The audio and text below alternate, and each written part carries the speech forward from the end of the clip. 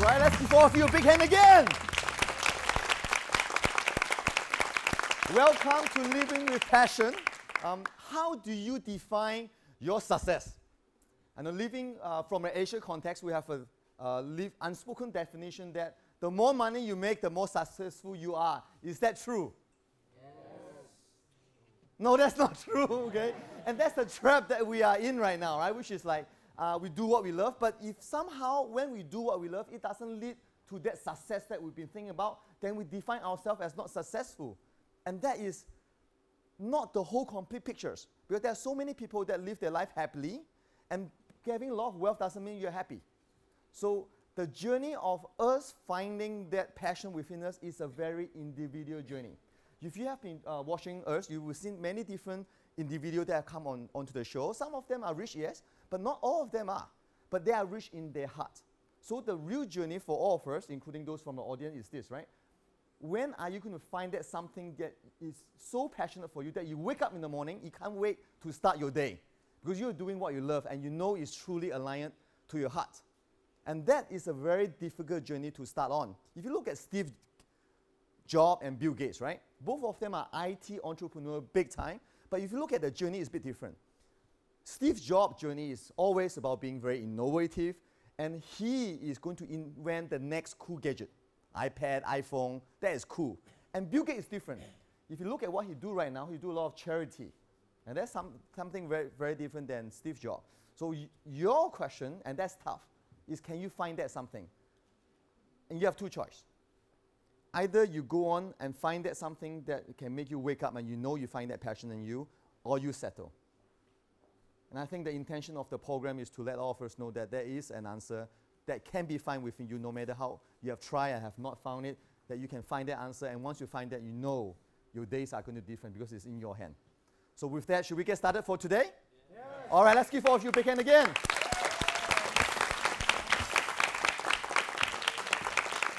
All right, thank you. So today we have with us a privilege to have with us an entrepreneur, a fashion designer, and most importantly, an author. Her name is Anyati Abdullah Okolio, and you will find her founding the boutique, Anyati Boutique and Atelier. And she's probably most known for writing this book, The Brunei Malay Wedding.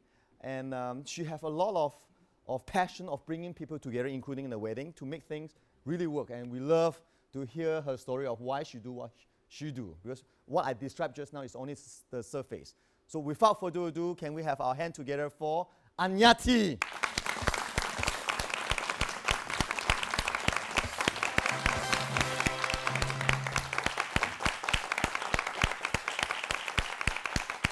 Thank you for being with us. Yes, thank you. Thank you for being with us on the show today. You are very welcome, and I am very glad with this first experience of my life. Wow, on here. And here on TV. All right, let's give her a hand again. Yes. Now, there are many things we can talk about. We have talked before, but maybe we can start off with the book, Brunei Malay Weddings. Why you write that book? And it's such a rich book, you know, so much information inside. What made you get started on the book? Writing a book was always my dream, but I never knew what I wanted to write. But the opportunity and the practicality of writing the Brunei Malay Wedding is akin to a legacy to the next generation of Bruneians, including my step-great-grandchildren and great-grandchildren, because in the near future, I am quite afraid that they might forget what is their tradition and their culture and the meaning of all the rituals that they have to go through. So the book is, in essence, a legacy to the younger generations of Bruneian, so that when they get a copy of it and they say, oh, how did you get married? And you will be asked, how did you get married 10 years or 20 years or 30 years ago. Yeah. And all you need to do is that grab the book and read it. It's everything in there. Yeah. Actually, it's true that at the weddings, right, it's a once in a lifetime ceremony. That we can go through many birthday celebrations, but weddings they only happen once. Once in your lifetime, and it is the biggest celebration a Brunei family could have. It is a big deal, the biggest deal, you know, and it is when everyone in the family gets so excited, you know, and everyone is, you know, even come to the point of outdoing each other, like, you know, are you sure you're the bride, and how come your outfit is more, you know, fashionable than the bride, and things like that. There are issues and a lot of considerations on your budget and on what kind of and what are the ceremonies you want to maintain, and what are the things that you need to prepare. These are very, very important, and soon you guys are going to get married, and the book can be your guide. Yeah. Yes. So let's have a quick check on the audience. Okay, who is married already in the audience? Okay, who's not married? Oh, everyone is single here, okay. So everyone must grab a copy. So of they the book. must get a copy of the book, right? Because a wedding, you know, it's not just you know the way you like it. You have your families, and there's so much details inside, such that you must get it right, and it's a tradition as well. Yes. Yeah. One thing that is so fascinating in the Brunei Malay wedding, it is because it is always planned by the elder people, and mostly the younger generations will just have to submit to what is traditionally accepted. And to compromise on that can be very much a battle and a struggle in itself, especially for the both bride and groom. And the bride would insist, it's my wedding, it's not your wedding. Yeah, my wedding, right? I want it my way, right? Unfortunately, we are actually, we are a people of habit, that we are born and we are brought up in conformity of what is acceptably traditional and what is acceptably cultural. And at the end of the day, there is always a ground for compromise. And I would truly say that compromise is the only way to go through a wedding in Brunei Malay wedding. With so many people inside, right? Yes. And you've been to so many weddings. Yeah, I've been to so many weddings, and okay, because I am married to a Bruneian who is 43 years older than I am, and so I inherited so many children and grandchildren and many step-great-grandchildren. Wow. And having said that, there are a total of 49 grandchildren in the family, and 26 of them have been married already. So you can just imagine the amount of weddings that I have attended, including my nieces and my nephews and my customers, because I'm also a fashion designer, and I design wedding gowns for my clients. Mostly of them are family and friends too. And these give me an innumerable amount of experience being a part from the very beginning of the planning towards the end. And I would say that this experience cannot be truly appreciated by anyone who just went to a wedding and sat down and participated in the festivities. I, for one, personally planned weddings for almost everyone in the family, being a part of it, not just me, but because a wedding is a consensus of everyone around the elderly. And that is the reason why I appreciated too much of what everyone has contributed to it. And I would say that at the back of my database of mine, database of all the weddings, of all the weddings that I went through, yeah. I could just visualize all the erratic, activities and the frenzy and the feelings of the parents, and the bride's jitters, the bridezillas and all that kind of feeling. It's there, and I've been a part and parcel of that, and I've been intimate with all of these feelings. And that's why I could say that what I have actually written is an extension of my experience, and I'm sharing it to everyone, both the Bruneians and to the other people of different nationalities who are very keen of knowing and appreciating what we have and how beautiful our traditions of wedding is in Brunei Darussalam. What would be, coming from someone who has organized behind the scenes a lot of wedding, whether it be your family or extended family, as well as a fashion designer, what would be some of the more interesting aspects, and you have a beautiful book here of Brunei wedding that you think the audience must know about, or they know already, but they know sometimes they forgot? Okay.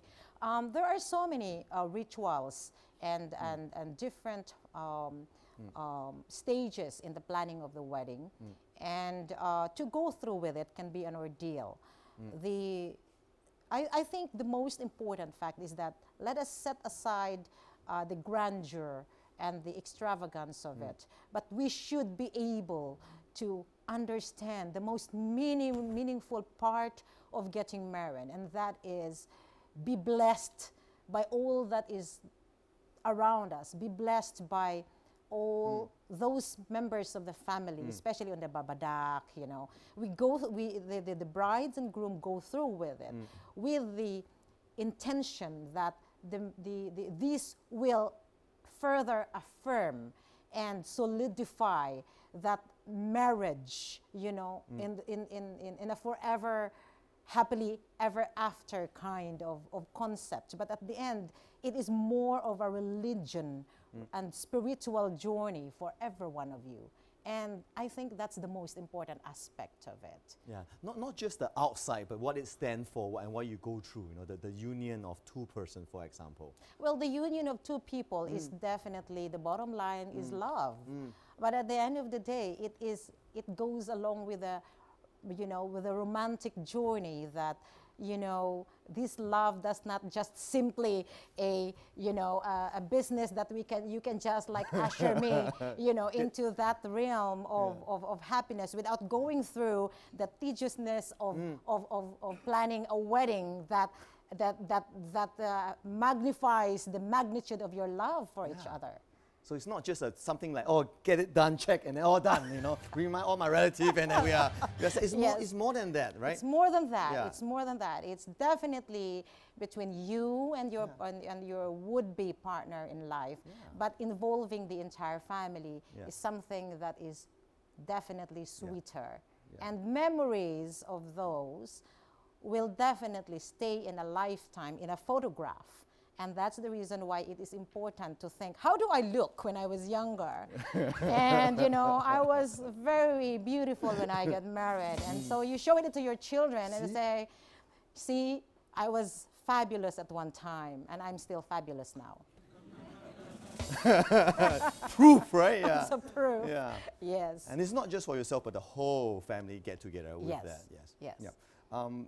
Anyati, a lot of people would know that, your fashion designer, the wedding, the glamorous side.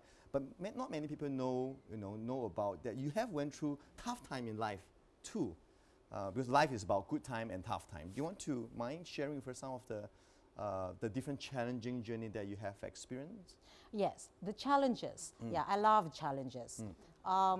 When I moved to Brunei, this is after I got married, I was spirited into a place where there is so much of a different culture. I was culturally shocked. And, I grew up in a family back in the Philippines, back in the South, where, we were very poor. And, I was a part of the refugee of war. When the Philippines was then under martial law, my father was very much caught in the middle of a battleground. We were literally ushered into a foxhole, a foxhole. A hole on the ground. It's a hole in the ground where everybody would, hide themselves so that we will not be a part of all the strayed bullets and all that. And then so we were secreted in the middle of the night, and then we were transported to another place. And then from there, poverty was very unimaginable. And so then we decided to settle in a jungle where it turned into a farm. So I was such a farmer. And wow. So we grew up in that kind of environment where we have to walk miles and miles away to go to school. And literally, amazingly, my lifestyle evolved around that kind of poverty and in the farm life. And fashion to me was at the time a necessity where, you know, you have to reinvent. You know, you cannot just simply buy clothes because you are very we were very poor. So we have to reinvent and redesign the old clothes. You know, once it is like outdated, so we would you know, cut and stitch all over again. Under necessity. Under the necessity, and that's why I said fashion is a necessity for me. Out of that, it brings out the creativity, because you cannot just go to school with your dowdy clothes. You know, you just really have to be creative and be fashionable in that very dire circumstances. And that, don't be afraid to bring that creativity in you. Style doesn't have, you don't have to be rich to have a lifestyle. A lifestyle is just a way of choice, how you want it to be. And poverty is not really an excuse for not having a lifestyle at all. And that to me is a conviction that I went through a journey through life, and I wanted to conquer the world at large. And I said to myself, the only way to do that is to just look at the reality and what can you do with it and make a choice out of it. And so therefore, creativity is a part and parcel of your life, and a choice, you know, how you want it to be. And moving on, when I got married, I moved to Brunei, and I said, oh, so there is a different kind of lifestyle here. Environment here, different. Environment, a different culture. And being culturally shocked, you cannot just run away and hide and insist that, oh, I cannot change myself. You have to constantly change yourself. You have to constantly challenge yourself. And you have to constantly reinvent yourself to become a person that you want to be, that you are comfortable with. It does not mean to say that you're going to change who you are, because that's not going to happen. It's only a matter of actually trying to challenge yourself how you become a part of that culture, because you can never change the culture of that person. But you can always change yourself. That's something, right? Yes. That when you are faced with a new situation, right, it's not about giving up or giving into the situation, but asking yourself, can you reinvent yourself such that you get to wherever you need to be? Even at the beginning, as you say, you know, when there are limited resources, you still can make that happen. Oh, yes, yes. And even if I have no clue what exactly is the acceptable norms in Brunei, I went through a lot. I have my number of situations where I was so fashionably a disaster. For a designer, that's not a good thing. I just want to tell you that I did not study design. Wow. I did not study being a fashion designer. So you didn't come up the traditional way. Yeah. No. It was a necessity, as I've said. So it began as a hobby. I was a lecturer then, but then on the sideline, I still continue with my hobbies. So whatever that it is you want to pursue, you cannot possibly compartmentalize yourself in one aspect of things that you want to do. You want to be an engineer, by all means go ahead. You want to be a fashion designer, by all means you go ahead. But it does not mean to say that you stop learning other things. I have never learned how to cook, not until I came to Brunei. Wow. Being compared to a dead wife who was a fabulous cook is something to me like a wake-up call, because I never could not even cook a good amount of rice. But on the other hand, there is always a room to learn new things. And when you get excited about new things that you do not know all about, give yourself some kind of excitement. Push yourself a little bit harder and be happy with what you have accomplished at the end of the day, and continue more, because that is more important. The most important is the ability to learn and to adapt. Not exactly you have accomplished, because success is not defined by what exactly you have achieved but on how you actually achieved it in that journey. The journey in itself will define your success. And the journey in itself will define the amount of happiness, because the journey is the means to an end. Love that. The journey success define your success and your happiness. On that, give Anyati a big hand first. I think that's a lot of knowledge in that.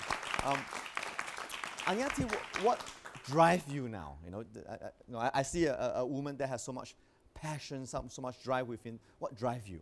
What drives me now is another bout of maybe challenges. Because I'm not the kind of person who actually plans longer and visualize myself being very successful and having a lot of money in the future. What drives me is actually what surrounds me now. Like meeting you soon today is another kind of experience to me, to share this life of me with you and with the audience. And you embrace that. And embrace that kind of experience and put that in my bank of knowledge. And look at you and the memories of how happy your faces are listening to me right now is something that is a part of that journey again. Who knows that, you know, the next time around you will say, I remember you, Anyati, and you played an impact into my life. Yes, you were right in what you have said. That again is something that will affirm that whether or not I have truly succeeded. If I could move one of you to do something so productive, then I will define that I have succeeded. And if I don't, then I still have succeeded. Because I am able to express myself, you know, in a fearless way, you know. Very fearless. In a fearless way. Not to mention not being fearful of being judged. Because you can judge me of who I am, sitting down here and saying, you know, who are you to influence me, by the way, you know? And I'm saying that I do not have to influence you, but I just want to affirm that you yourself have succeeded already. And a part of your life must have already been in that pinnacle of success. You just didn't know it. You just didn't define it. So I want you to look back in the inner part of you, and what are your struggles and the compromises that you made in the past. That is a defining success as well. Yeah, and that in itself is also a success. Yeah, you have to find that inside you. You have to appreciate that, and then you can dig it out. Yes. So you must have done something already, but maybe people around you don't appreciate. But that's not the main thing. The main thing is, do you appreciate for yourself? Absolutely. It's just embracing who you are and decide on what you want to do. Okay. What's next for you? The next for me is that I'm hoping to actually make another kind of book. Maybe not the Brunei, not related to what I have been doing now, but I still want to write more and probably do more in making business that will probably influence more of the youth. Right now, I am running an educational entertainment program in the Philippines called an astronomy, bringing the universe closer. Wow. And that itself is also a way of building, of creating some kind of provisions for schools who do not have access to technology. And I would very much like to see that it grows and it continuously influences the younger generations to dream bigger. To dream bigger. Yes. And it doesn't matter wherever you are. You can make a thing happen in Brunei, in Philippines, or around the region. Around the region, yes. And I know that you've been constantly engaging different people, put them together in gathering, including charity, and making a huge difference, right? Yes. Any last message for the audience in here or on TV for them, for the young people that might have a dreams but have not quite strived out yet? They have what success definition of it's only money. Any last thing for them? Okay. It is always crucial that at that point in your life right now, you are actually at a crossroad to decide what you really want in life. However, don't fail to look at what is actually right now. And in a nutshell, what are the opportunities right now? let that opportunity guide you in your next destination. Because destiny is more of a God's will.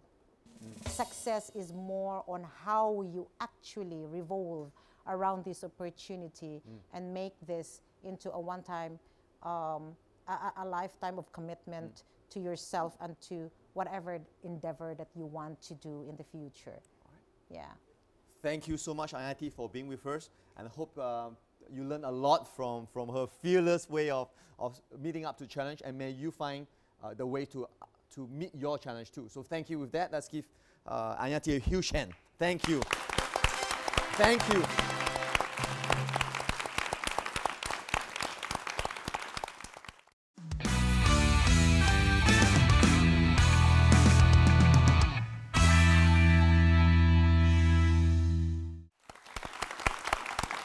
So I want to thank Anyati for being with us today. Let's give her a big hand again. And remember this, right? Success is your definition, and it's part of our journey in life to find that definition of success. It might not be landed to you in the first place when you're born. However, through life, the question is, can you find that, and can you embrace that and keep on finding your definition of success, and always live up to the challenge such that you find that within yourself. So thank you for being with us and watching Living with Passion. Remember, whatever you do in life, live with passion. So thanks all of you for being here today. Let's give all of you a big hand. And thank you, Anyati, again. Thank you so much. No, thank you.